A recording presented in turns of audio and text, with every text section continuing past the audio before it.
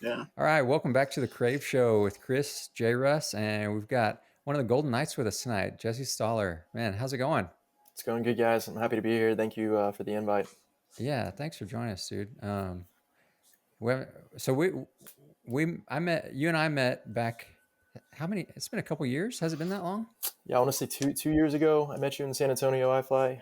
Yeah, you guys came in, and that was so fun for me that day. Like getting to meet you guys, and we didn't get to do a whole lot of flying that day in the tunnel, but man, it was just really cool getting to talk to you guys and ask you all questions and hear stories and stuff.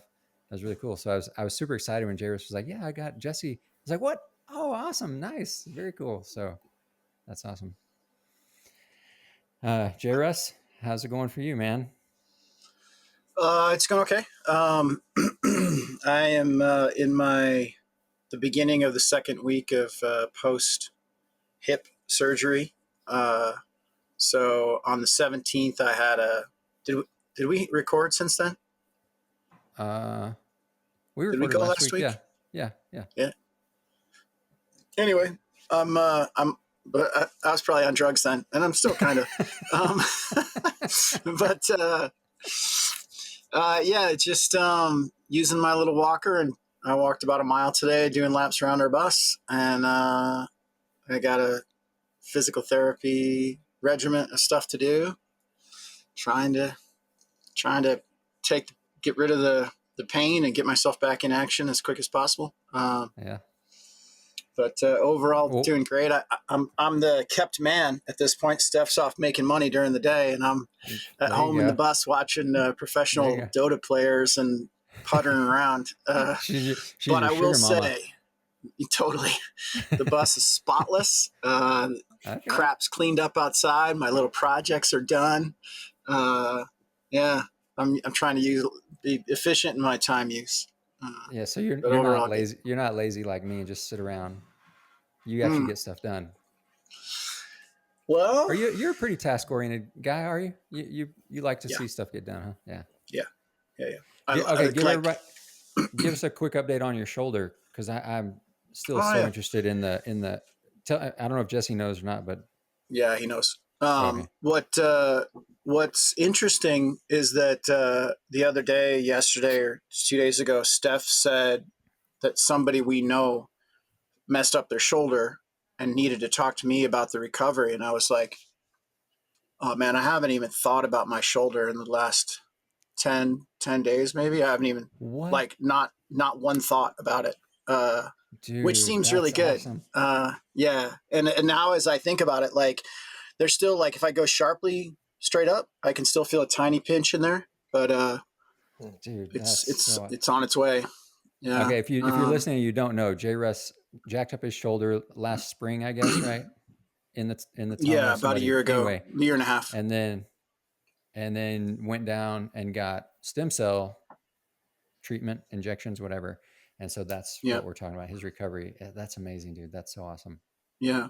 I think Super cool. I don't know if I talked about this. I think I might have, but while I was getting so I had a 6 month follow up about 2 weeks ago, and then I have another year follow up in about 6 months. And a buddy of mine from college, his child, did we talk about this? His child came down, not came down with, that's the wrong way to say it. He has a genetic inherited neuropathy called CMT, which is Charcot-Marie tooth disorder, and doesn't have anything to do with your teeth.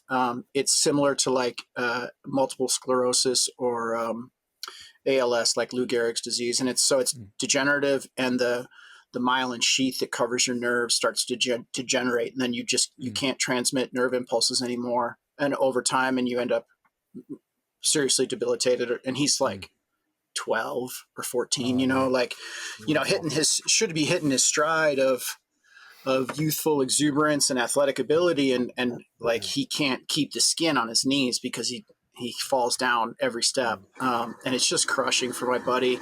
And so it's my buddy Bob. I'm sure he wouldn't mind me saying we went to college together and lived together for a year.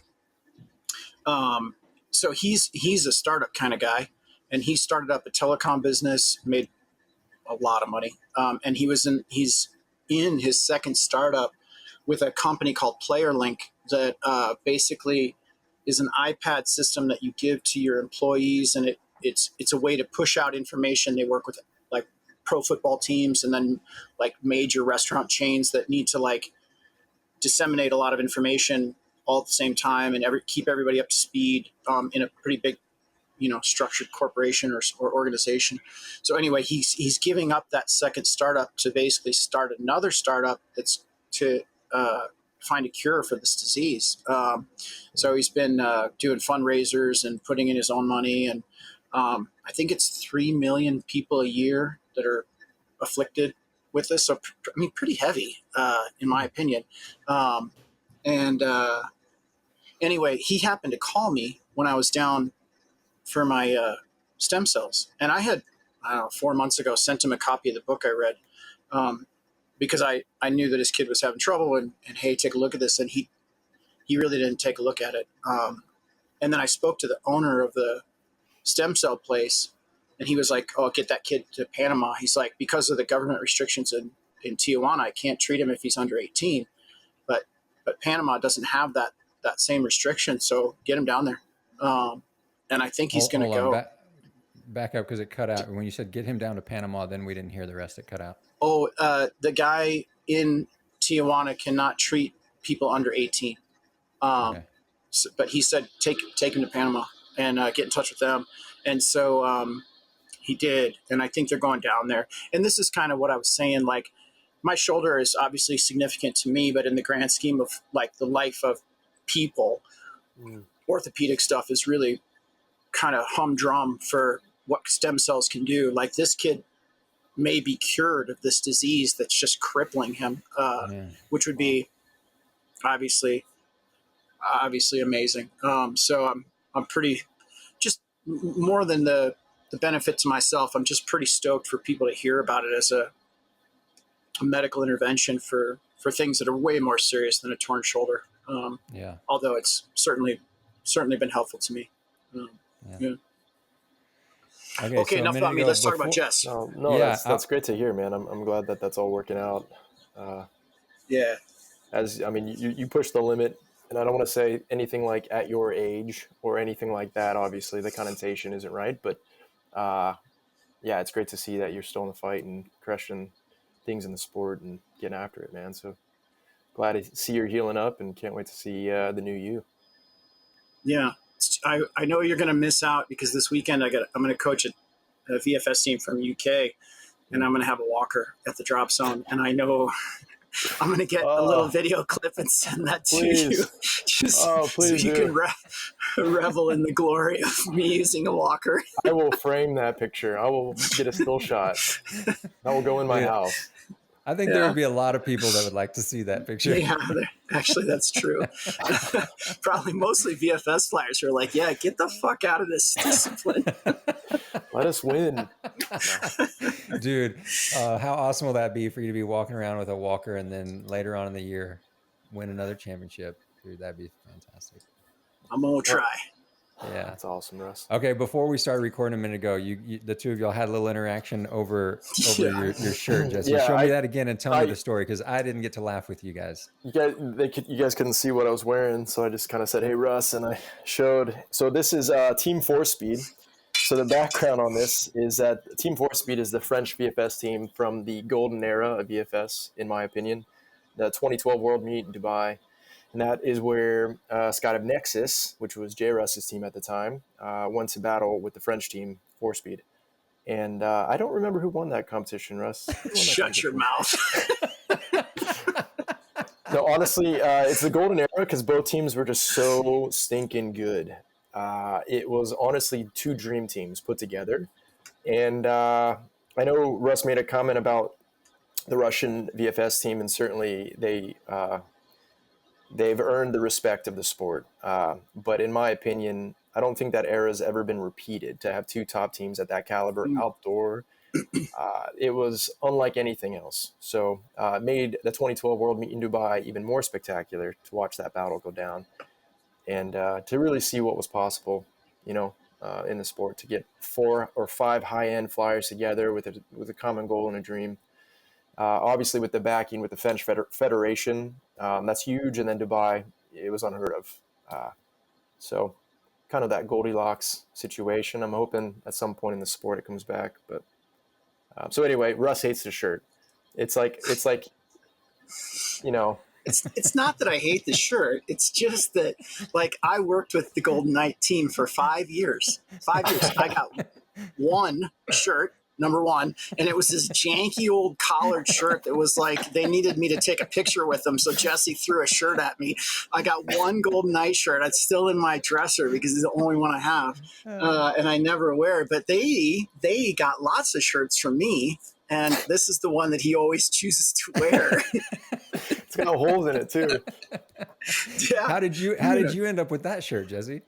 So Raph from that team, part of my story is I started as a tunnel instructor before I ever became a Gold Knight in Orlando.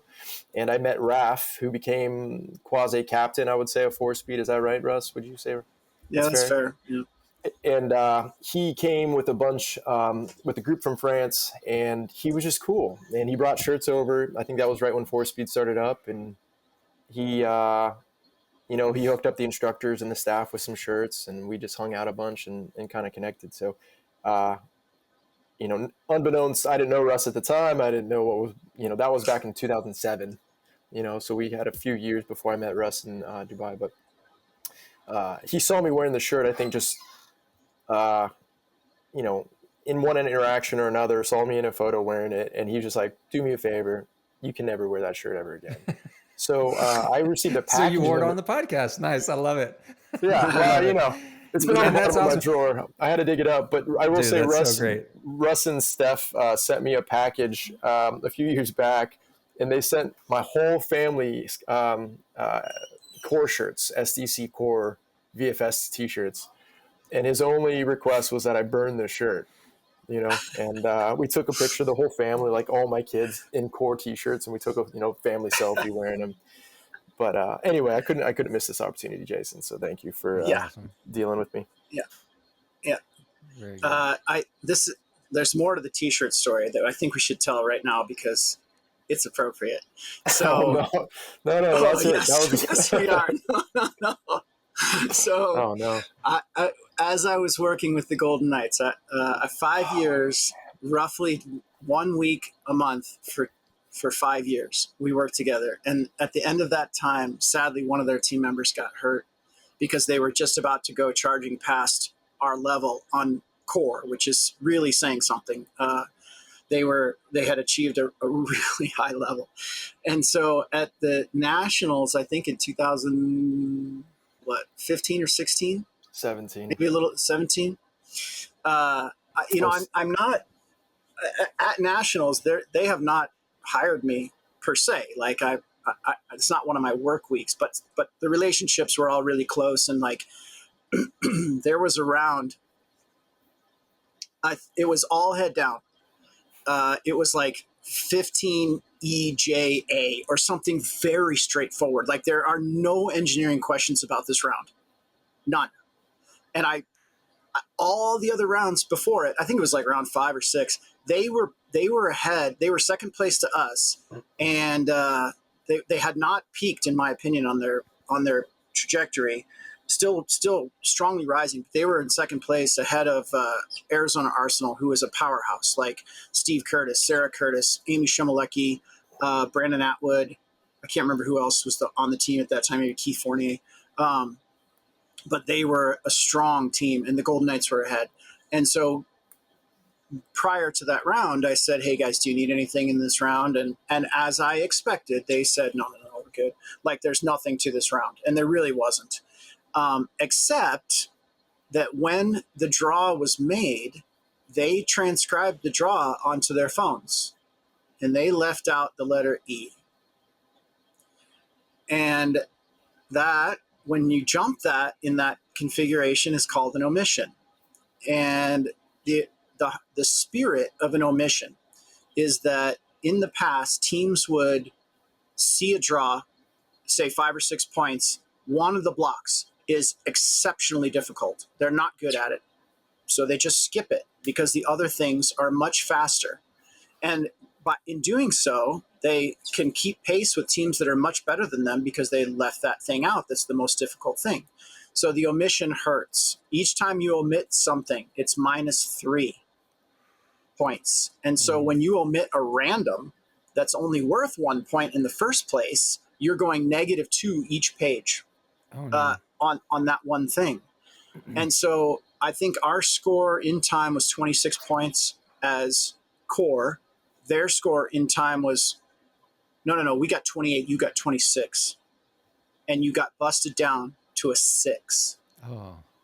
They lost 20 points in that round. And as we landed, one of his team members, John Long, came up to me and said, "Russ, was there an E in that round?" And I was like, "No, you can't be serious." And he said, "I think we copied it wrong." And it was just heartbreaking for all of us. Like, Oh man. they went from second to fourth, and there they stayed, I think, in fourth, which was not in keeping with any of our aspirations or expectations or anything else. And at the time, I was as crushed as they were. Like, I wanted to cry, and I felt so responsible that as their coach, I hadn't just, all I had to do was watch them walk once, and they that meet is totally different. But I didn't. I went on with my team, and they said they were good. So the next year, as we're doing introductions, the competitors briefing before nationals, Steph and I had gotten a batch of T-shirts, and what we did was there were black T-shirts with yellow writing, and do you remember the hangman game you would play, and you would like try and figure out the thing. And we put almost made, except we left off the E, and then it. and then the hangman, the little stick figure hangman, and on the back it says 26 points in time, final score 6, Golden Knights VFS or something like that. And we gave them to everybody who was willing to participate in the competitors briefing, which was probably like 50 people. So everybody put that shirt on, then their other shirt on, and then I think I stopped the thing and said, "Hey, can we have the Golden Knights come up here for a second?" And so the guys are super confused, and they walk up to the front of the room, and everybody takes off their one shirt, and everybody's wearing the same shirt. And we gave them their own version of that shirt to wear. Awesome. So, I mean, if I had a brain in my head, that's what I'd be wearing right now for having you on this podcast. Yeah, it's extremely humbling and embarrassing at the same time. What to say about that? That moment, I will say, it was so well coordinated. Again, because it's official, right? You're at the competitors' brief.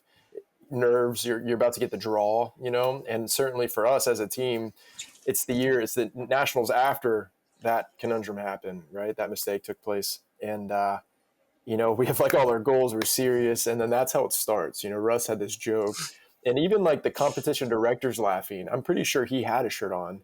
He like worked his way and infiltrated his way into all of USPA, and we were the butt end of the joke. It was fine, it was funny, and we had a good laugh. That's kind of a memory that will always be with me, man. Thank you. You're welcome. And I just want to finish that with the fact that we had some leftover shirts. So Steph sent those to Jesse's family, and then Jesse had to explain to his kids what the shirt meant. And now it's on a podcast, so I get to explain it to my boss. So That's awesome. That is so great. I love it. Bring back VFS. Oh man, that's great. That's good stuff. Yeah, okay, so that's a heck of a long 20 minutes of an intro. That's like the Godfather here. Okay, Jess, tell us about yourself. Who are you? Man, that's a great question. I'm still trying to uncover that one. 38 years old. I've been a Gold Knight or been in the Army for 15 years, going on 16 years coming up. Been a Golden Knight for 14 of them. And a GK competitor. I've been on the competition section for 13 years of my time with the Golden Knights. That whole story started, that trajectory started pretty interesting story. I didn't have a background, obviously, in skydiving. No one in my family came from the sport. And I was going to college at in St. Augustine, Florida, at Flagler College, in between semesters, between my sophomore and junior year. And I saw a Craigslist ad for the wind tunnel in Orlando. A position had opened up to be an instructor. And I remember talking about it with some of my friends at the time, and they were like, man, that sounds like you. You just got to give it a shot. And I grew up playing traditional sports. I surfed, wakeboarded a little bit, but I was like scared of heights. I was like, absolutely not. Just the idea of, roller coasters weren't my favorite thing. But they talked me into it, and they're like, hey, just go down there, put on a collared shirt, man, see what happens. Not knowing what the community was like, not knowing anything, right? Fully ignorant. And I go down there, and super ironic that Dalton and a bunch of guys that I know now had just been released from the company. So they had this, gap in their employee base. So it was pretty much like sight unseen. Hey, you're wearing a collared shirt, like get in here, you're hired. Didn't know what kind of credentials I had. And it was after the fact that they gave me the job. They were like, have you ever flown before? Like, they never asked me that question. And I was like, yeah, I haven't, 0%. And they're like, all right, before we go any further, go upstairs, put on a jumpsuit and get in the tunnel.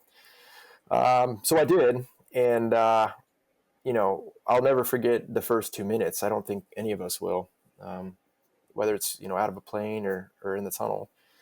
And just, it's awkward. You're trying to find balance. These things are happening to you. You don't really understand the why. You're going up, you're going down, you're hitting the wall, whatever it might be. And, they get me out of the door and they're like, how was it? And obviously, we're all hooked. I mean, that's what brings us here. And I was so instantly I quit college, completely changed my trajectory. Everything I liked, I kind of bailed on everything. I moved back to Orlando and just went full time, right? FITP started, I think, a few days later with one of my best friends, Nick Scott Tomlin. He was a up and coming T4, and we were his first FITP. And I had the luxury and the benefit of having Javier Serrano in my class, who turned into just an absolute shredder, and got to see him do everything right. I say luxury because he kind of showed me how to do everything, and then I just got to learn from him because he just was such a natural. And I'm not trying to be long-winded, but a lot of these moments had such a big impact on me. Javier's dad was a former Golden Knight. He ran the rigger shop and helped stand up the tandem program, which is still running today. Helped 41 President Bush with his AFF and his tandems, and did a lot of good things for the team. So 2 months into working for SkyVenture in Orlando, his dad told Javi and I, like, you guys need to start jumping. This is the way. So Javi and I went down to Z Hills one day, and I'll never forget, he set up jumps with him and Chuck Blue. And I don't know if, people know the name Chuck Blue, but man, if you ask around any drop zone, there's some crazy stories about that guy. He is a legend. And, he kind of looks like he woke up 30 seconds before he comes out of his trailer, dragging a rig behind him. And we pretty much got on a plane within like 6 minutes. I'm not kidding. It was a very quick interaction before we got on a plane to go jump. And the rest is history. Went through AFF. Being tunnel instructors beforehand helped with that a good amount. And skydiving just became this fun thing to do outside of working at wind tunnels. And I think that's not rare. I think there's a lot of guys across the nation working at tunnels that feel the same way. It's like kind of your exhaust. You don't have the boundaries of a tunnel, right? You can go zoom, and the community of skydiving is incredible. And being in Florida, especially Central Florida, we were surrounded by great drop zones and incredible flyers. So it was just kind of the golden era. That was 2007, 2008 timeframe. So, Invasion and Sebastian during December. The Fly for Life guys, I don't think were quite stood up there, but there was already kind of a community of free flyers down there, and just the vibe that they put out. I just remember packing up tents and camping equipment and just on the weekends going to these drop zones and just kind of existing, jumping with whoever. And There I met Micah Couch in DeLand, who became one of my really good friends, who ended up going to Dubai, and his career just kind of took off, doing amazing things. Just met a lot of amazing people. So, 2008 rolls around, the end of 2008. I met my wife, future wife, and we were starting to ask questions of like, what comes next? There was a really good tunnel instructor named Randy Ashley who came out of Orlando, and he went out to San Francisco. I think he was at T4 out there for a while, and he gave me some options to maybe go out to California. And my wife and I, she really kicked me in the butt, and she's like, you know what, like, what do you really want to do? And because Javi's dad kind of told me what the Gold Knights mission was, I was like, you know what, I'm pretty poor, I can't afford to jump. I'm like barely make it on the weekends, jumping for fun. And to go all in, I was just kind of looking at the options. And again, Skydive Dubai hadn't happened yet. So you could, get your tandem rating, you can get your AFFI rating, go to schoolhouses, coaching, but that really hadn't all taken off yet. And the Gold Knights were kind of it. My wife kicked me in the butt, and I love her for it. Actually, today is our 16-year anniversary, and she's awesome for letting me do this Happy right now. anniversary, So man. just want to shout out to her for being so cool. But anyway, that's what set that all in motion. So at the time, I was into free flying. I would say I knew how to belly fly, but I didn't. I mean, I think there's a lot of free flyers like that. I hate to say it, but for me, I passed it. I was just like, I just want to get to my head as quickly as possible.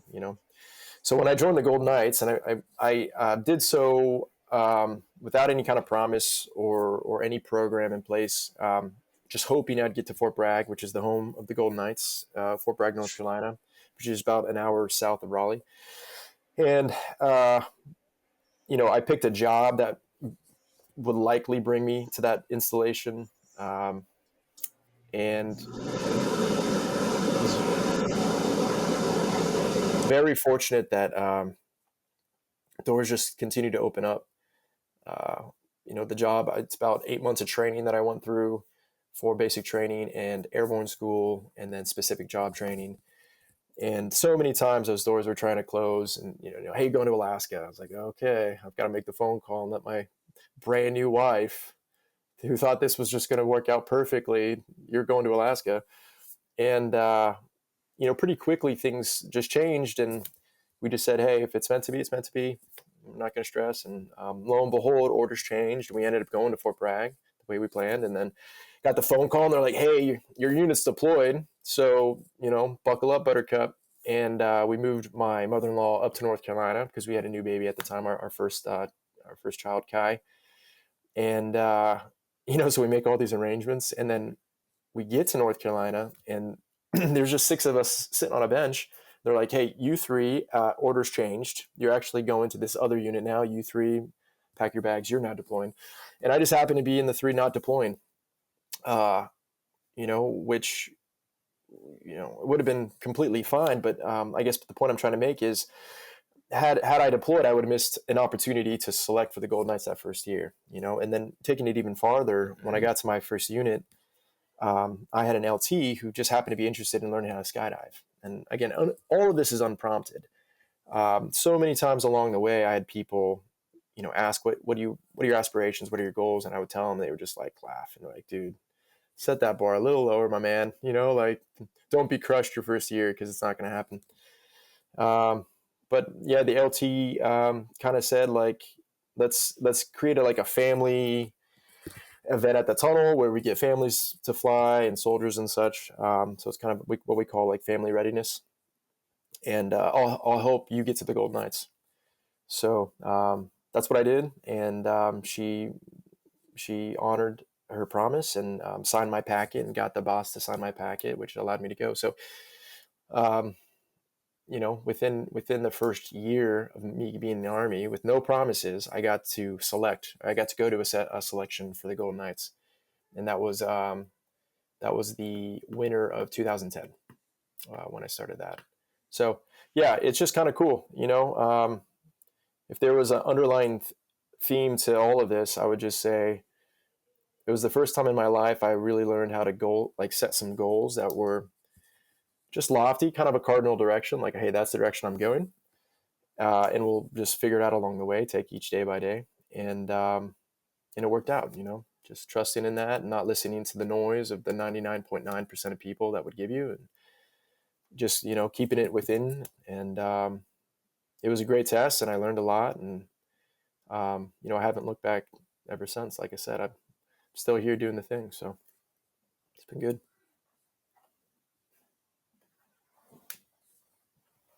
Sorry, the AC unit came on, so I had to mute myself.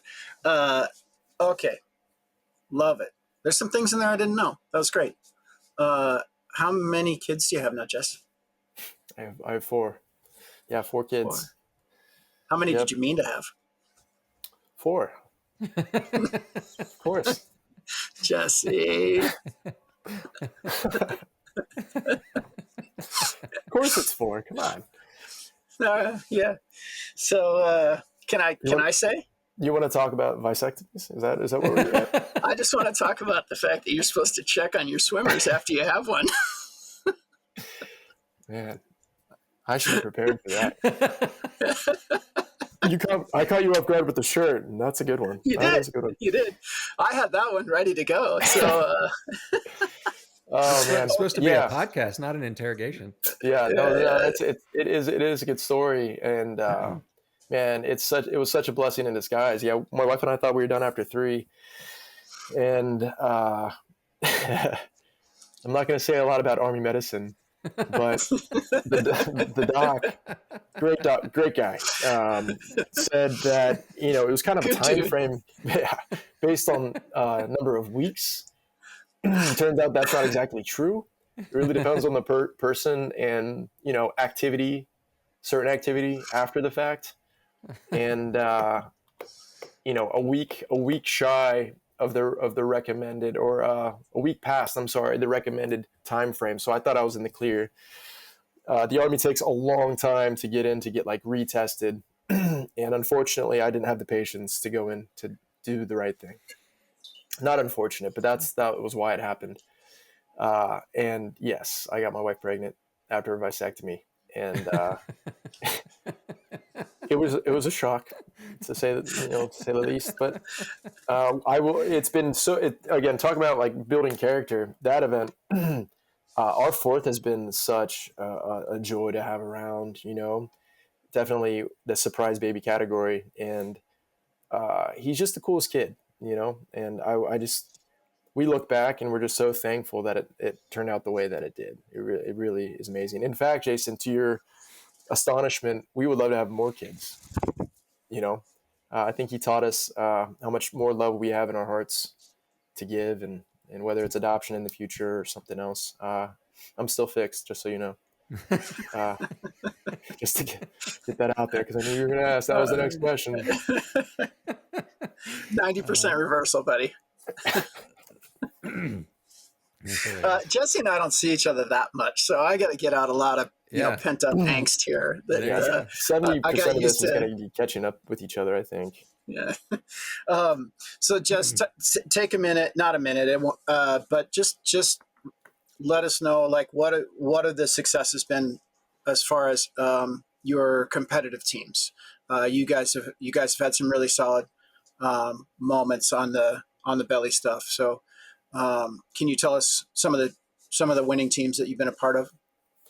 Sure. Yeah. I'll just go kind of through the career, I guess, a little bit. So my first year on the Golden Knights, you always go in as a demonstrator. So we have different sections. We have the demonstration section. Job title is, or job description is, you travel pretty much every weekend. You're gone Thursday to Monday, Friday to Monday, and you're, jumping in front of the American public. That could be at an air show, that could be in stadiums, bringing in game balls, and, really just trying to increase the Army's messaging awareness, right? We're part of the DoD sanctioned teams. So the Thunderbirds, the Blue Angels, and then the Golden Knights were the third element of that. So everyone that comes to the organization, that's kind of the job description. You learn that. There's a lot of history there. And it was in that first year that I met Brian Kraus, who was then the competition team leader. And at the time, it was an 8-way team and a swoop team. And then I think we had Style and Axe still at the same time. And he, in traveling, got to talk, got to know each other. Again, with my background being a tunnel instructor, I was like waiting for VFS. I was just waiting for that conversation, which, there wasn't any real Golden Knight at the time that had that background, aside from a few guys on the tandem team. And, so his conversation was all about his 8-way team. And he was just like, hey, man, got a great team going. We're going to, go for Dubai, try to beat the French. Are you in, And I was a new guy, and kind of look at my team leader, and, he kind of acknowledges, like, you can talk. And, I was like, absolutely. That's not 100% what I was wanting to be asked, but, it's a golden opportunity. So, so I said yes. So it's 2012. 2011. I'm sorry. Let me step back. 2011 was that year. 2012. So the winter of 11 going into 12, I was on the 8-way team. And a little history on that team. That would be the team that would end up creating a dynasty, essentially, in the 8-way event. And that started in 2010. Was their first win in Germany, I believe. And we would go on to win 2012 in Dubai, 2014 in Czech Republic, 2016 in Chicago, before people, would end up retiring. So, I would use the term legacy team. BK did a great job building the infrastructure for those guys. He took essentially a bunch of demonstrators, 3 or 4 good competitors that came from the early 2000 era from 4-way, and then kind of guys that had never done 8-way or anything competitive before, and turned them into, just killers. I mean, they were just so fierce in the way that they attacked their training. And at the time, it was like a Monday through Friday grind.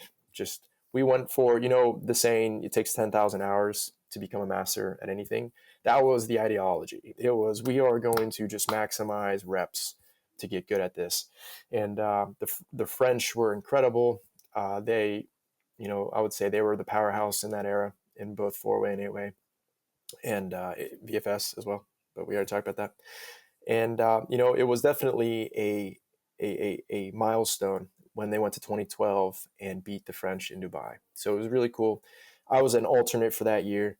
And I just had, I didn't really know, it was a blessing at the time. Sitting on the sidelines is not my character. It's not the way I'm wired. I'm definitely borderline ADHD, and it was a hard year, but BK just masterfully educated me. Like, we'd go to the tunnel, and every now and then he'd look at me and be like, yo, watch me on this rotation. And I don't even know the names of these formations, so I'm just watching. And he gets out, and he's like, cool, your turn. So I'm just like, right hand grip, arm, just however I can memorize the sequence, just making it work. And he just like slowly brought me up that way. So when they won in 2012, he retired. It was a big decision for him, which created a vacancy. And again, there was no free fly team. There was no other initiative going on. So, being a free flyer, being a tunnel instructor, I definitely ate a lot of humble pie. And BK always told me, he's like, I know you can fly these other things, but you don't know what you're doing on your belly. Like, trust me on that. I've watched you. And, so I ate that humble pie, and I just tried to be a student as much as I could. And again, it was a blessing because I had 7 world champions then teaching me every day. It was the best scenario anyone, I think, could ever want. It was the best education, of my life. So they got me up and running.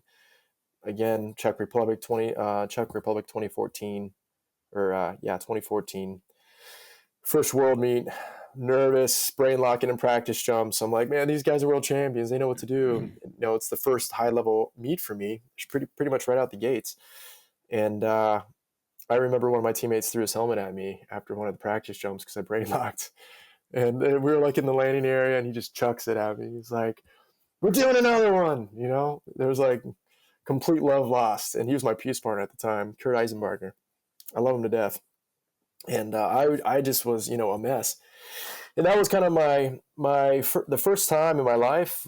Um, I really, it really hit me in the forehead that to be a competitor in these arenas, it's a different animal. It wasn't what I expected it to be, and I was definitely unprepared mentally for it, emotionally for it. I just thought, hey, you train in the tunnel a lot, you get confident, and it's a breeze, and you have fun doing it. Well, Kurt Eisenbarger is famous for saying it takes round one takes years off your life.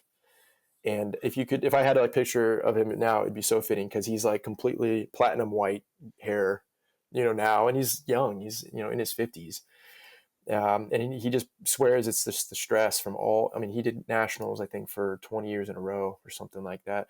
Russ would be all white if he had hair, we just can't tell. But I was learning that lesson for myself that yeah, that round one jitter, it's real. So, came out of the 2014 World Meet feeling, okay, well, we won. It was mostly because the French backed off and their program kind of lost funding, or they're dealing with some issues. The Russians were still very good, so we couldn't let off the gas too much. So we just built up on that success, but kind of deep down, the underlining theme was, I don't know what that experience was, but it wasn't good.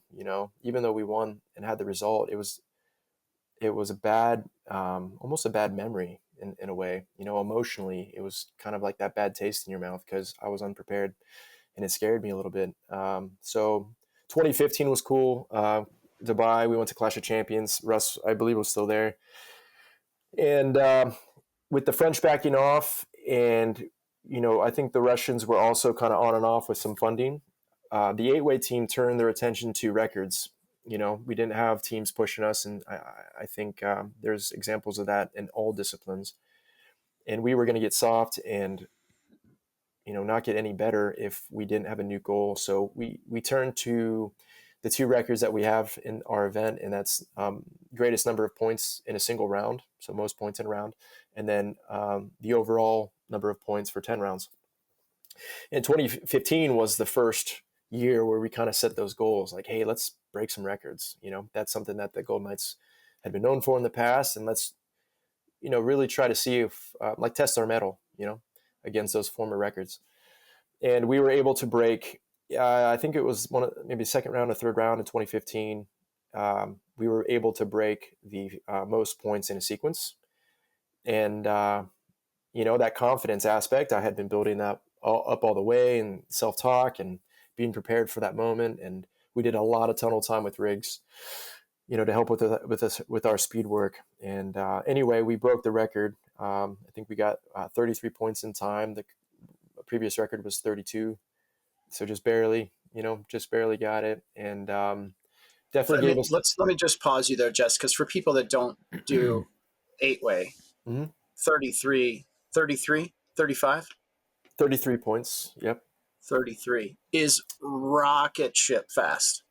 I mean, obviously it's a record, but it doesn't sound, I mean, like our most number of points in VFS is 40 in a skydive and 63 in the tunnel. But for 8-way, 33 is amazingly fast. I want to throw that in there for the people who don't do 8-way, which is probably 99.9% of the people who are going to listen to this. Yeah, that's fair. Can you explain, why is that? Why is it different for 8-way? I don't understand. I mean, from a non-8-way person, I've done 8-way competition a couple of times. I would say that the communication throughout the team is it's 4-way team, I think, fairly straightforward, and in an 8-way team, more than twice as difficult. Like, it's to get 8 people on the same page moving at that speed, and have communication through is just super impressive. Okay. It's more than twice as hard for sure. Would you add anything, Jesse, as far as what makes it different from 4-way? What would make it slower? I mean, why is 33 so impressive for 8-way, but not necessarily 4-way?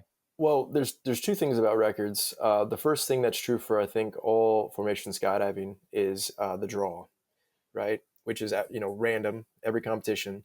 So you have to wait until you get to a competition, especially world level, and the draw is just perfect for it, and that was a big part of 2015. It was an opportunity because the draw just happened to be perfect. The sequence was very fast, very quick.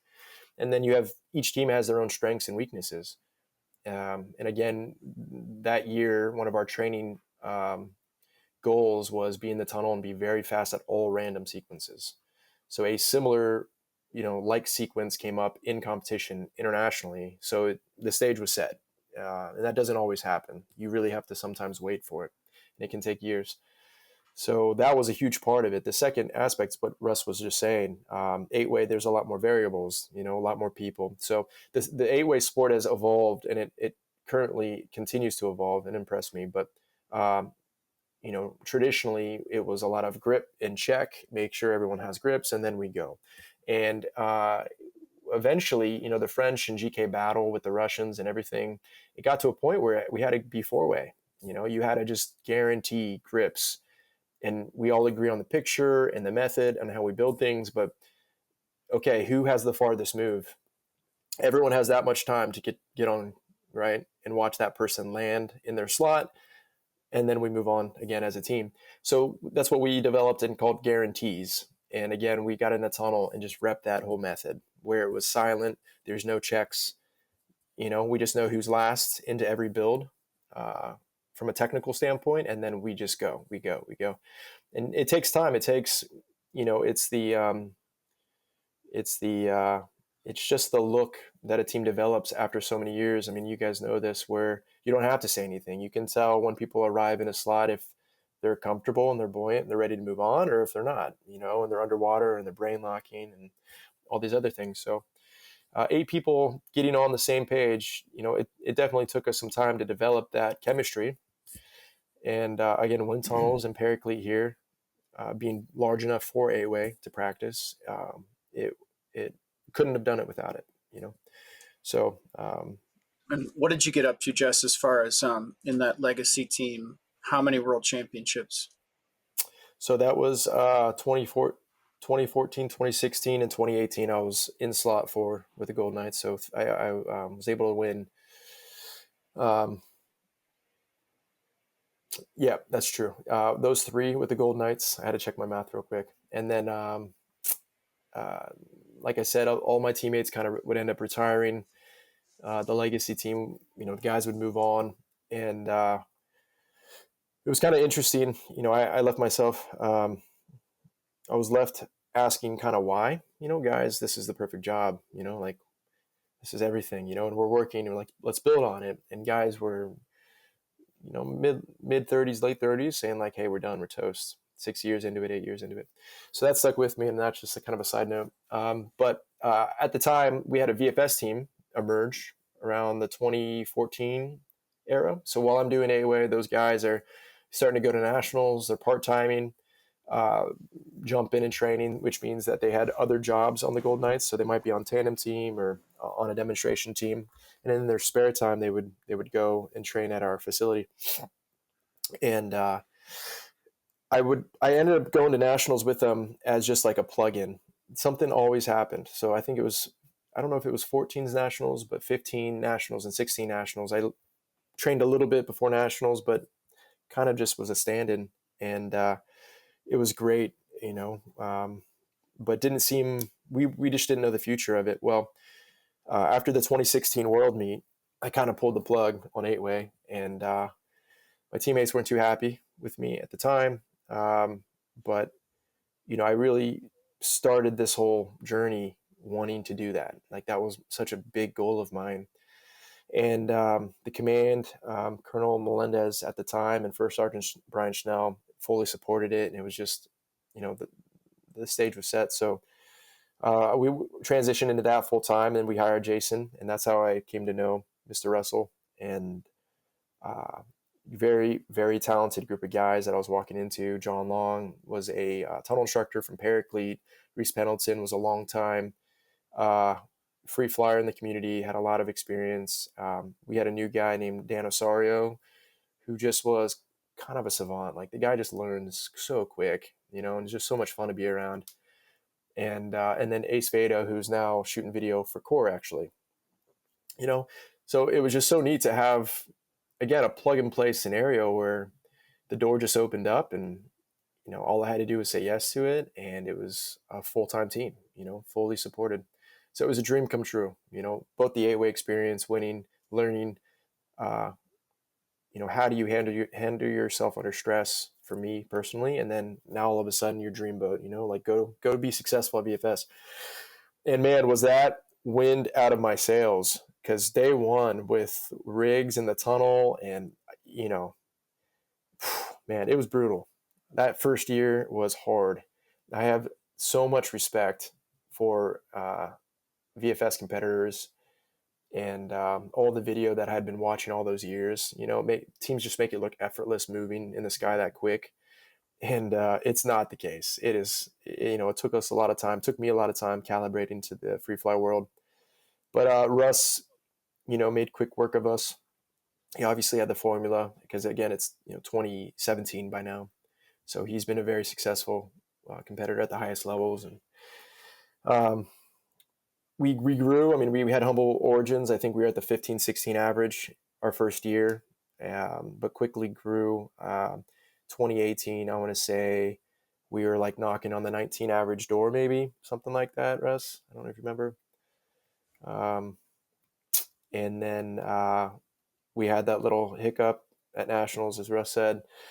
17 nationals was out at Paris, and had a pretty good event. The team was certainly building on things, and we were starting to, we were jiving in a new kind of way. Like 4-way from 8-way for me was just such a different environment, and I enjoyed it. But we really became brothers. Like it's just like such a tight knit group, and the level of trust that you have to have with your teammates for something that technical was just endless. So we developed that, and I think that was what we were waiting on, honestly. So 17 nationals was successful. I don't remember where our averages were, but Russ, like when Core wouldn't go to a certain meet, like there was one tunnel event in Tampa they didn't go to, and with that pressure off, like we were able to bring home gold, and we were starting to believe, hey, we can do this. And it was unfortunate in 2018, or actually it wasn't until 2019. My teammate John Long we had a far spot out at our training facility, and we made it back to the DZ, but he ended up having to land downwind, which no problem, does so. He's sliding it in and just ended up hitting kind of a mound, like a gopher hole almost, that he didn't see. And it just hit him awkwardly and kind of sent a shock up his spine. And unfortunately, he would kind of have medical problem after medical problem with that. And he would end up getting out of the military soon after that, so we, built on the success. We did this event in this discipline that Gold Knights have never done. We were pushing the boundary and what was possible for the Gold Knights, for Army active duty soldiers to get good at. VFS is extremely hard to do, and we could taste it. It was like so close. We were right there, and it was tragic. We obviously rallied around John and helped him out however we could. But once the doctors made the decision, we were kind of left in the wake of it. So we had to split up and find other jobs within the team. You can't just replace anybody on VFS. You have to have the right guy, the right caliber flyer, obviously, and didn't have it at the time on the Golden Knights. So we went back to just traditional jobs. Me and a few of my teammates went back to the belly teams, or the tummy teams, as Russ would like to call it. And then some others went back to the tandem section, which was their former job. And, it was hard. I think we all went through a little period of depression. At the time, the 8-way, again, all those guys, former guys, had retired. So they had started a whole new batch of teammates, and they weren't very good at the time. And, so Drew Starr, who was the team leader for the 8-way, was like, man, please come back and help. So we just plugged in and just started coaching and, helping the next generation get spooled up. So I did 8-way for a few years on and off. COVID happened. During that time frame, and that there's another crazy story in there about us being in Wuhan the winter before the first official case was documented in the U.S. And that was winter of 19. We were in Wuhan for a civil military competition, And anyway, so COVID shut everything down. Obviously, we kind of lost continuity because of that. Command switched out. Commands came in during COVID. They were like, what does the Gold Knight competition section kind of do?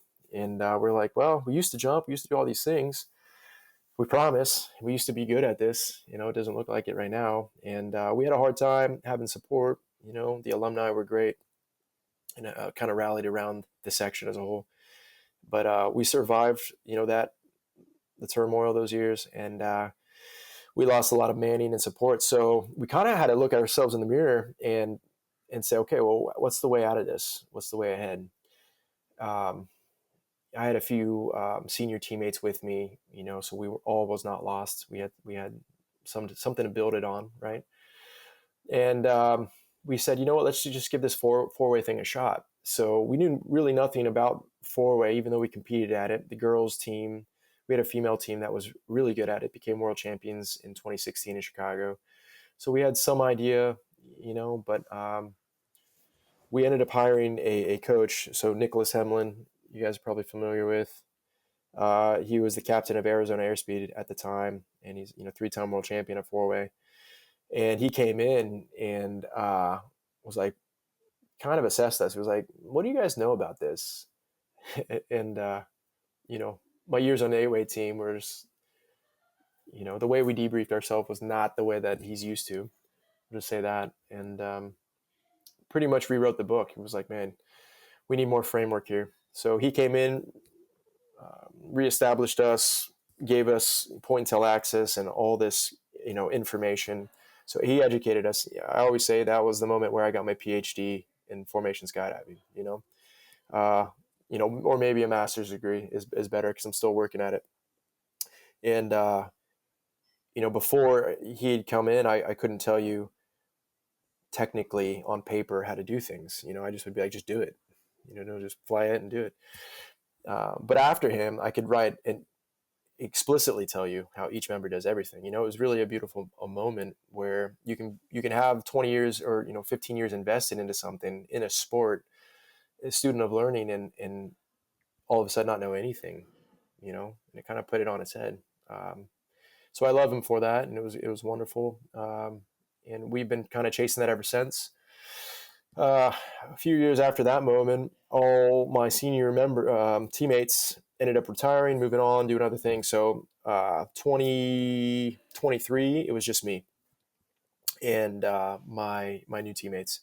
So I really felt like, you know, all of this was kind of a culminating opportunity for me.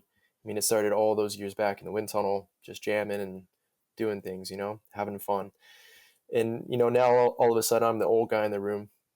And, you know, the guys were looking to me like, how do you do these things better? You know, like, you debrief us. And yeah, I just continue to grow, hopefully as a leader, but certainly as a competitor.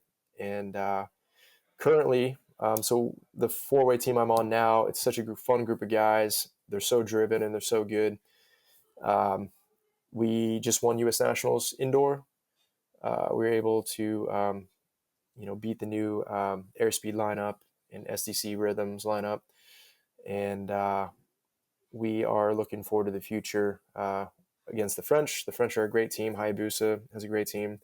So the four-way environment right now is primed for a great story this Nationals. Shamrock's coming up here in a couple weeks into land, Kirk Gable's event. And the French are coming, all the high-level international teams as they typically do. And yeah, it's just really exciting. The Golden Knights haven't challenged a gold medal for four-way in nationals, U.S. nationals, since 2005. You know, so it's not something we take for granted. It's a very competitive discipline within skydiving, and they just don't give gold medals to anybody. You know, you really got to earn it. So it's been fun, right? You're chasing a very competitive event. It's been great, and I will say before I finally stop talking, the you know, again, the culminating event being on this four-way team, what's refreshing is that how it has all just come together. So like my guys, when we're not doing belly, we're free flying, you know, and it's like more of a culture of a VFS team, but it's on a belly team, like everyone's on sub 100 canopies. In between, like if we're talking, someone might flip to their head and do a 360. It's just, I don't know, it's neat. And I have such respect for my guys. I mean, they train so hard. They're, they do this full time and then they go fly in the tunnel in the afternoon. Like they just don't get tired of it. And it's so refreshing and rejuvenates my love for it. And I've got only a couple years left. And I think it's just kind of fitting. In the Army. In the Army. That's what I meant. Thank you.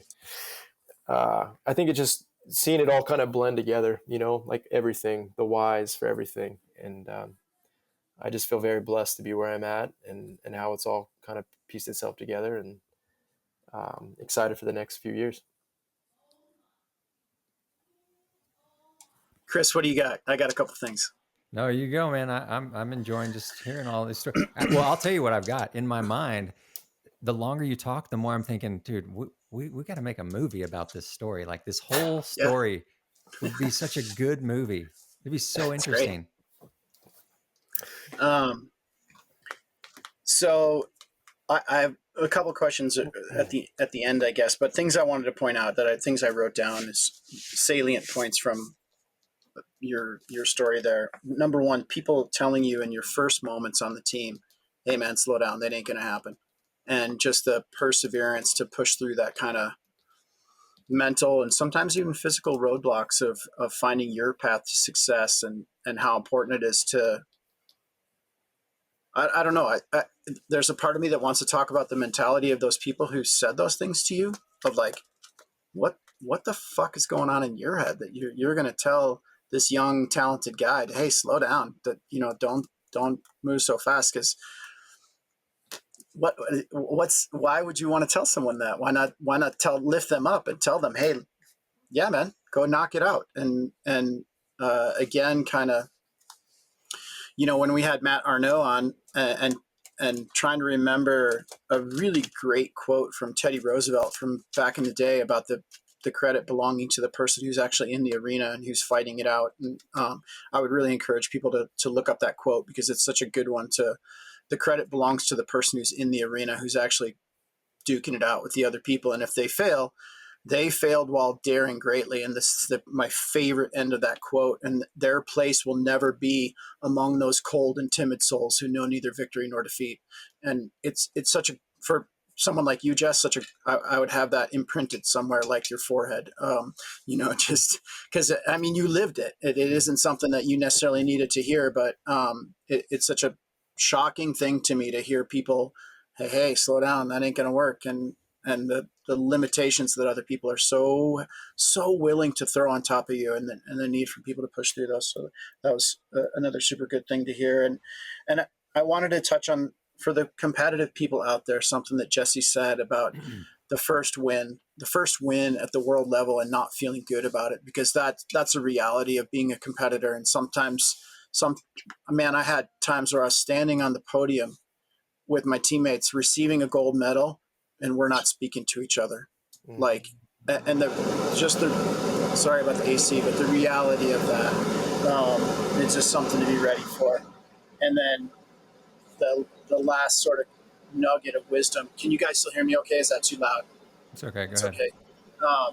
Of just when, you talked about the golden age of VFS, and I was there for that.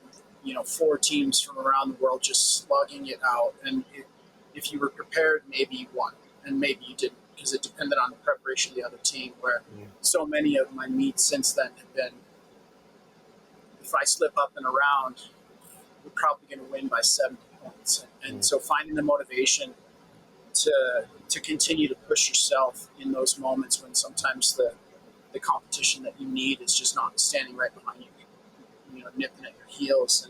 And I think that's also super important, because almost every team is going to go through the ebb and flow of what other teams around you can do.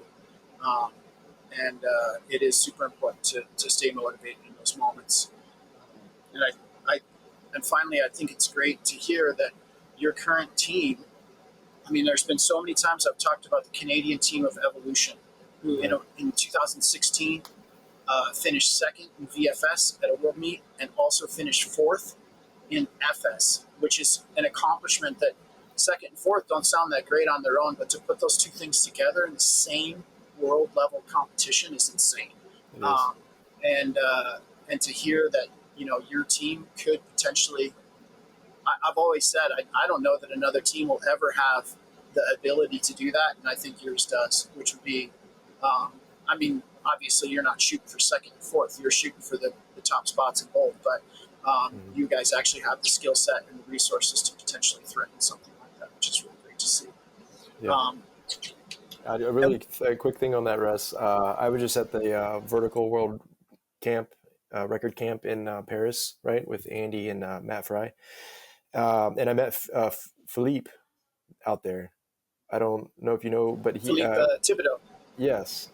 So with Evolution, Canada's Evolution team, I had never met him before, but he was like their coach for a long time, right? And was responsible for kind of mentoring them and guiding them along the way as a free flyer. The guy's an absolute shredder. I had so much respect for him. And seeing them in 2012, I think it was they placed fourth at that world meet, right? Both in 4-way and VFS maybe. And then, as you said, 16. I think that planted a seed somewhere in my head where I was just kind of in awe. Philippe telling me, though, that they weren't a fully sponsored program when they did that. They were paying for a lot of their jumps, pack jobs.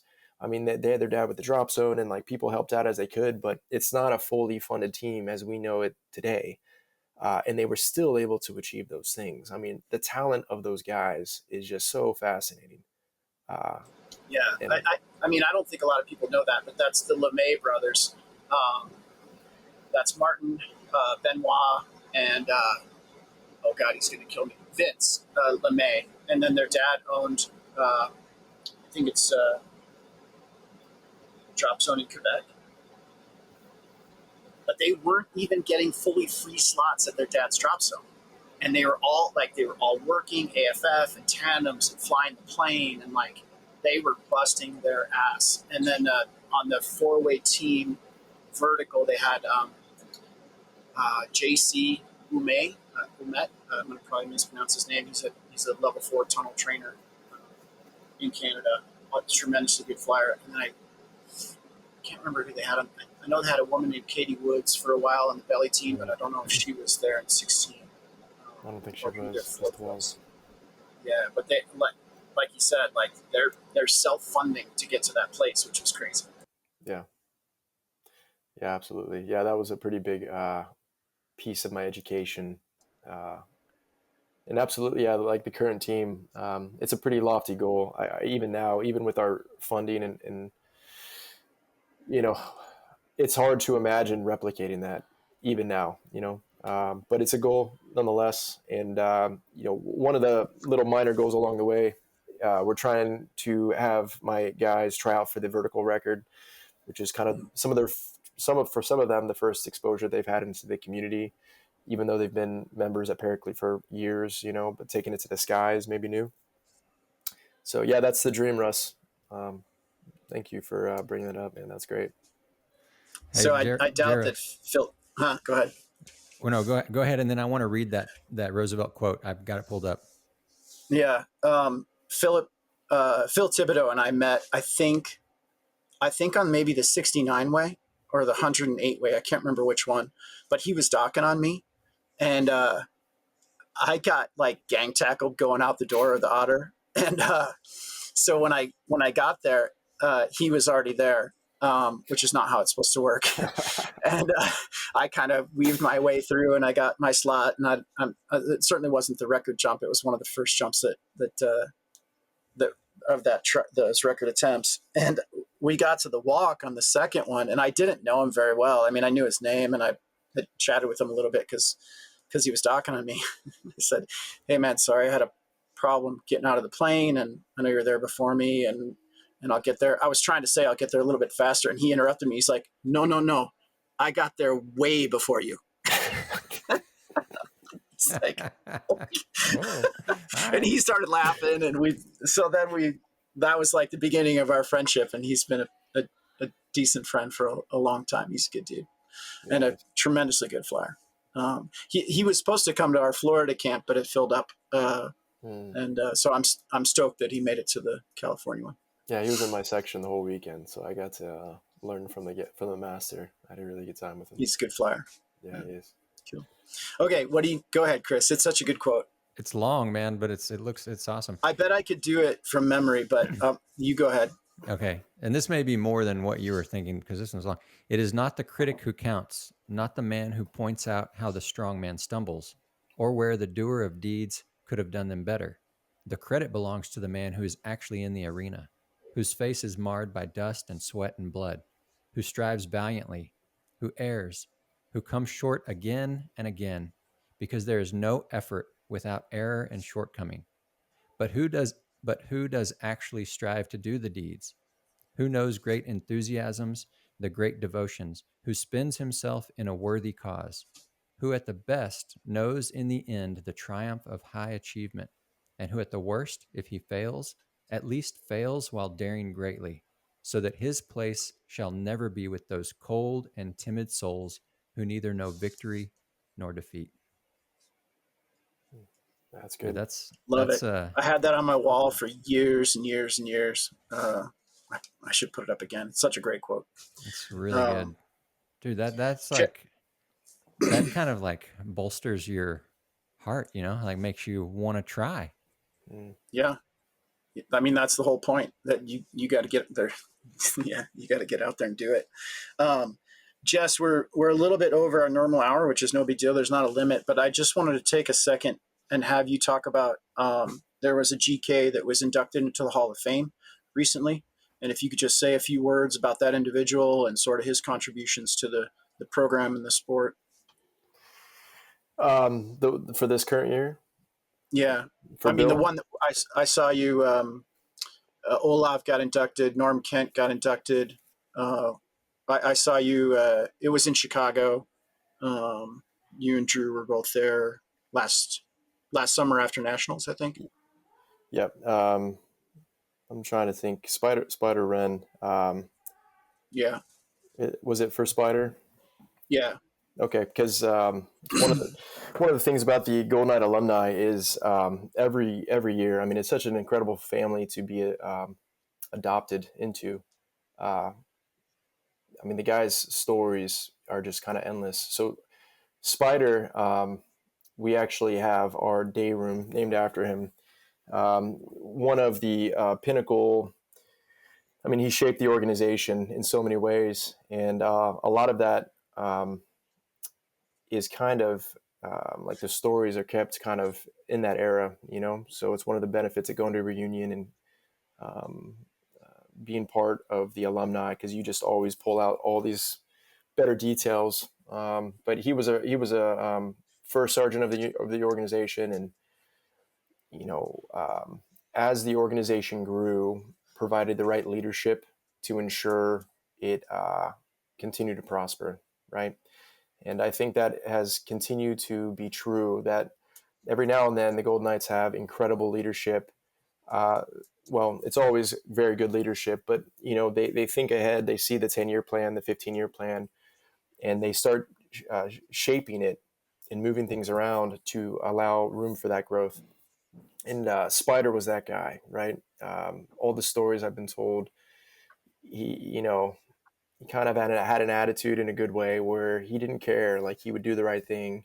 It didn't matter how hard it was, how tough it was. And, at the team, I mean, we're talking early years. I want to say, I hope I don't get this wrong. I want to say it was like 60s into 70s, where it was almost like the Wild West a little bit, right? In skydiving, in terms of equipment, in terms of trying new things and like seeing what works. And the sport of skydiving, there were so many clubs in the Fort Bragg area. They had the Green Beret Club and all these little jump teams, and they would all go out there collectively. And the Golden Knights just, exuded professionalism and high standards, and being just some of the best guys that hang around. But then they'll hit dead center if it's accuracy or whatever it might be. So Spider Ren was that guy. He just could show up at the drop zone, and he was well liked by everybody, and could also show up in skill. And to have both those qualities as a Golden Knights, it's not easy, right? So, um, just not trying to cap it only at Spider. Bill Wenger, he's inducted for this year's Hall of Fame. He was the longtime coach for the Air Force cadets for their program. I don't know how many years, but decades he was there, influencing the next generation of pilots and all these things. And all these guys that are former GKs being inducted, they just lived it. They really just thought about, how do I give back to the sport of skydiving, and just kept themselves always in a position where it wasn't what can I get and what can I take. It was always, what can I give. So, for me, putting on the jersey every day, the T-shirt that represents Golden Knights, it's not Jesse that I'm, flying for. It's the brand. It's the family that's connected to it, and it's extremely humbling meeting those guys and hearing their stories, and I've got such a respect for them. So. I would say that's probably one of the funnest parts about becoming a Golden Knight. In terms of a recruiting plug, there's no other organization out there with a greater history. Cool.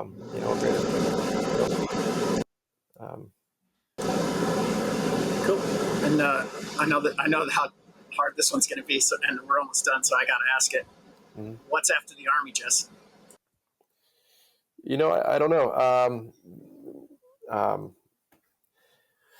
I've been asking myself that a lot, and you and your questions. There's something that's been tugging on my heart a little bit, and it's been centered around junior development in our sport. I really feel like maybe there's some good that I can give back in that way, kind of to the point I was just making. I think it's important for not just Golden Knights, but all long-term skydivers to give back to the community. So the U.S., I've noticed, is kind of lacking in the formation skydiving, whether that be VFS or 4-way, 8-way, MFS. The juniors really love the dynamic, the 2-way and 4-way dynamic events, or free fly.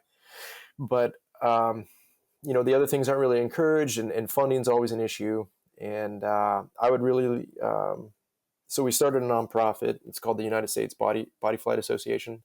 Partnered with Kurt Gable, who runs NSL, National Skydiving League.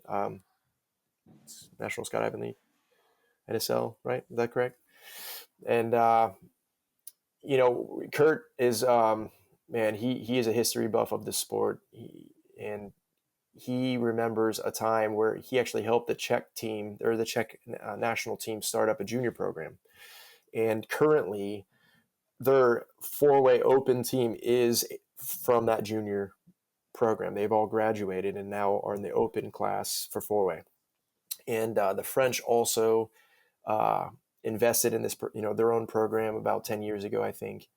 And 3 of the 4 in their open class 4-way team, who is the best team arguably in the world, came from the junior team. And for the French team, I mean, they're like 20, 21, 22, and they're lightning. They've been together since they were 7 years old, Jess, they were at indoor nationals, weren't they? Yeah, they came over here to compete in the U.S. Nationals this last time, and they're phenomenal. I mean, you probably saw them, right? Yeah, it's going to redefine the sport. So like I said, in America, it's already kind of happening in dynamic. I mean, look at James is a perfect example from Tampa. Super shredder, instantly plugs in skydiving, world champion caliber, day 2. So countries are starting to unlock that. And it really doesn't, I think, take a whole lot aside from just a few old guys figuring it out, organizing it, creating the framework for them, finding a way to fund it, and just let the kids kind of flourish. So that would be kind of my dream, to pursue that. And, Lord willing, we get that done and find a way to make it happen.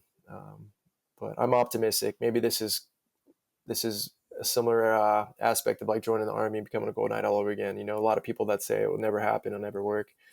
Maybe this is the next thing. So it'd be cool to see it happen. Cool. Are your kids going to watch this? Should we say their names so they feel famous? Yeah, absolutely. So Kai's my oldest, then Lachlan, Sayla, and then Micah is my baby. Yep. And I feel kind of bad. I've got over 5,000 tunnel hours. I don't even know where I'm at now. I'm a mid-level jumper. I've only got about 8,000. Like 20,000, 30,000 is kind of mid-level jumper in what metric? Yeah, like Kurt Werner is in my area around here. I think he's got 30-something thousand. Original airspeed guy. Matt Davidson. Just jump numbers? Is that what you mean? Yeah. Okay, let's pile up the number of guys who have 4 world championships under their belt in any discipline, and you and I will hold hands with a couple other guys. My point being, I've got all this. It's been a fun career, it's been great, and my kids have only been in the tunnel a few times, believe it or not. They enjoy it, but I don't. I want it to be their decision. I don't want me just to like throw it on them. So ironically, you would think that they're in the tunnel all the time, and I think maybe they have like an hour to their name. But well, maybe that development program will catch their attention. Yeah, I hope so. So we'll see. Cool. I really like that idea about and of course I don't know what you're envisioning in your mind, but just as soon as you said that junior pro or whatever, I mean, I started thinking about all sorts of stuff, and I think that's exciting, man. I think I could totally get behind something like that. I think there's probably a lot of people that could, and it could go in. What's interesting, Chris, is that, and Jesse's probably more aware than I am even, but at the last couple world level competitions, there's a guy from Poland, Jan, who's been pushing this idea, like participation at the world level for almost every discipline has been dropping since COVID. And he's been really pushing, hey, how do we get international competition among children to try and start rebuilding the disciplines that have been faltering basically for the last whatever that is, for 4 or 5 years. Jesse, if you don't already have contact with this guy, I need to put you guys in touch, because he is like, his Polish program is really good. The 2 of the members of the current Polish VFS team are proteges of his. And Jess, if you haven't seen those guys fly, at my best, we would have kept up with them. And I don't, for sure, not right now. Like, wow. They are so good. Anyway, just we'll do that maybe after the podcast. I'll shoot you his information, because if you're going to move forward with that, he would probably be a tremendous resource to get you started with some of the shortcuts and avoiding pitfalls and all that kind of stuff. Yeah, that'd be great, man. I'd appreciate that. I've thought before, and I've even kind of talked with my wife, because I'm always having ideas, and she gets tired of hearing all my ideas, but she's the only one I can talk to. But like even an after school program, like why can't we do that? Why couldn't we have groups all over the country for kids to be able to get in the tunnel and move and have fun? And I mean, like, just think about, there's so many kids that don't want to play football, they don't want to play soccer, they don't want to play baseball, that's fine, don't play, but get in the tunnel, dude. Like, come fly with us, we'll have a blast. And some of them, if they want to compete. If you don't, you just want to enjoy the wind and enjoy being in, just like, it sounds so exciting to share that with kids all over the country or the world. But I think that's a fantastic idea, dude. Yeah, it's the unfortunate reality of wind tunnels. It's expensive. Yeah. And for those of us, I mean, all 3 of us became instructors, not just because of that, but that was the sure way to get really good at the thing. And kids don't always have that ability to do. And so just making it, giving it a lower barrier to entry as much as we can. I want it for the sport. I obviously want it for the communities. Wind tunnel infrastructure is there. So we just got to figure out the model, and how to shake the right hands and I think it could do really great things for the sport, and it's really apart from even the Olympics conversation. Like that's really not. It could be a byproduct in the future, but it's really not. It's neither here nor there.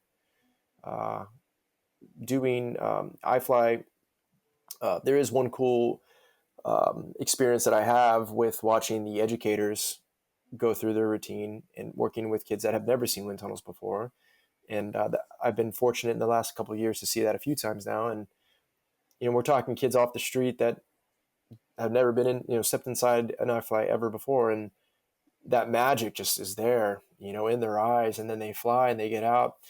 And, you can't get them to stop talking afterwards. They just want to talk about it and just, oh, I want to do that again. That was just the coolest thing. That's pretty amazing. That's like, what is the value of that? If you really sat and thought about that, how many things in that kid's life gets them so jazzed up? Maybe there's not a lot, they just don't know their circumstances. So, yeah, it's kind of the universal treatment for bringing people together. And there's so many good value systems that you can pull out of it with teamwork and, overcoming things that you're scared of. And, that would apply to their life for forever. So like you said, they don't even have to compete. They just learn how to go forward, the little achievements that you could build into it to where, the instructor doesn't have to hold on to me anymore. I can just fly around. If I want to go touch that wall, I go touch that wall. You can just keep it fun. So the model for me is like Kids Golf has a really great program. It's a nonprofit. It's really just about how to get kids out on the golf course, right, and teach them about it and let them have fun. And if you really think about most popular sports in our country or across the world, they have a version of that in some way. Mm-hmm. So maybe it's time for us to have a version of it in our sport.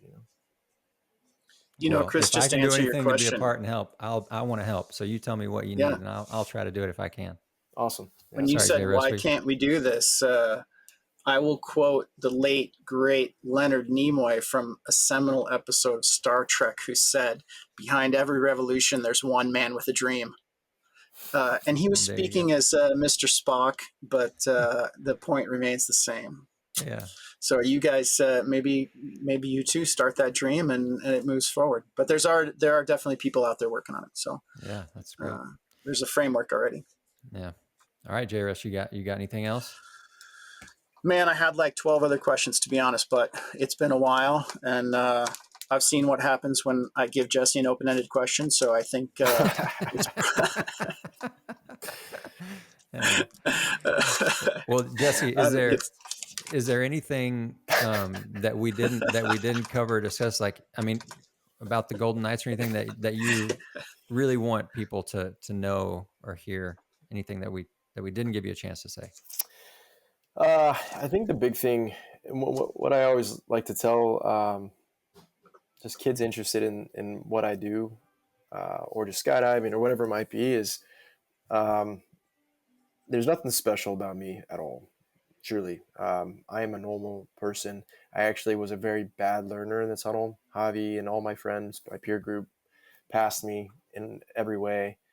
Okay, I got to interrupt. You're not allowed to say that in front of me, because you are an exceptionally good flyer, and you went galloping past those people that were ahead of you in the beginning. And I've been around. I know what good flying is. You're not allowed to say that. That's not true. All right, but I guess the point I'm making is it took me a long time to find competence. I've knocked myself out off tunnel glass a lot, and just like to really not give up and to not self-select is a term that we use in the military all the time, right? Which is to think about or aspire to do a thing and to tell yourself all the reasons it won't work or it won't happen. And you end up making the decision to not try, right? That's what it means to self-select. And, to not listen again to that 99% of whether it's internal voice or people in your community or your environment with all the reasons why it won't work. And you only need the one reason for it to work, right? So, again, if I can do it, anyone else can do it. We've got really great programs now on the Golden Knights that haven't always existed, to where you can actually join the Army with Gold Knights in your contract to where you're guaranteed at least to come to the unit and to assess. Like it's rolling out the red carpet, just inviting people to come and test their mettle. And I would just say the job of the Gold Knight is just it's unbelievable. It's incredible experience to represent something greater than yourself. And again, such an impactful, large family of alumni. I couldn't imagine doing anything else with with the last 16 or 15 years of my life. So I would just encourage you to if you have questions, reach out. You can find the Gold Knights online. We have a presence on every major social media platform. Those are manned by real people, so reach out, message, ask questions. If you need to get connected to a jumper with a specific question, they'll do that. They'll find one of us and one of us will reply back to you. So just stay stoked and keep pushing. Awesome. Thank you. All right. Well, you've done it again. You've wasted another perfectly good hour listening to the Krāv Show with JRuss and Chris, and this week, Mr. Jesse Stahler from the Golden Knights. Thanks so much for joining us, man. Really, really awesome. Yeah. Really awesome to have you and hear your story. It's encouraging. It's dude, that hearing people stories of overcoming, and Matt Renault shared kind of similar stuff, but that we need to hear those stories. Our country, our culture, we need to hear people telling stories of struggle and difficulty and working hard and overcoming, persevering. That's good for us, man. Those stories matter. So thank you for sharing that, man. That means a lot. Hey, if you're out there, listen to us. Thanks for listening. Get out there in the sky. Jump out of an airplane with your friends. Laugh, have fun, enjoy skydiving, man. Like we get to jump out of airplanes. I was just saying that to my oldest son this morning. I was like, it's kind of crazy that we go up and 14,000 feet or whatever, we jump out of an airplane and just love it. Like, it's so awesome, man. It's so great. So go do that. Go have fun. Enjoy the sky. All right. Thanks, you guys. Krāv. Do more. Be better. See ya. See you, everybody.